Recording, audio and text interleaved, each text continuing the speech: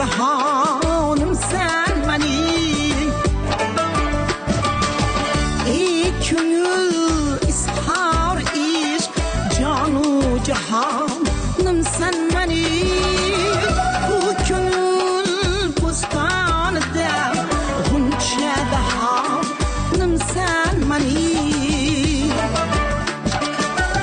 Ateşin işkin ile hacrin ile aşkin ile gül tutip faslin ile gülgün baharım sen beni.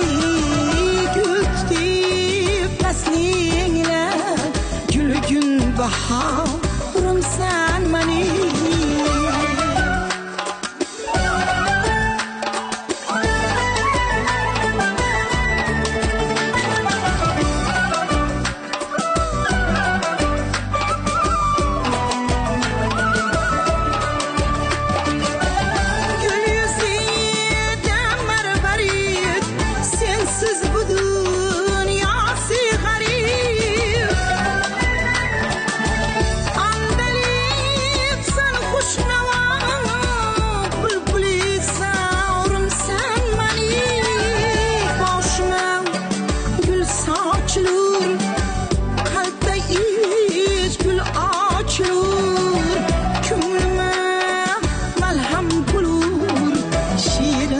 Zavalım sen beni, gönlüme malham bulur.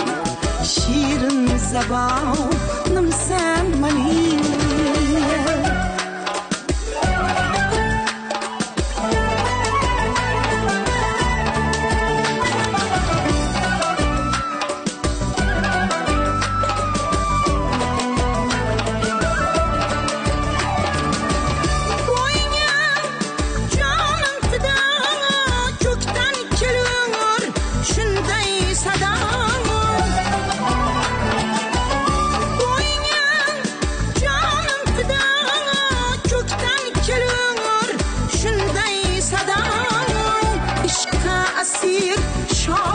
Yadam kalbimin sultanı beni.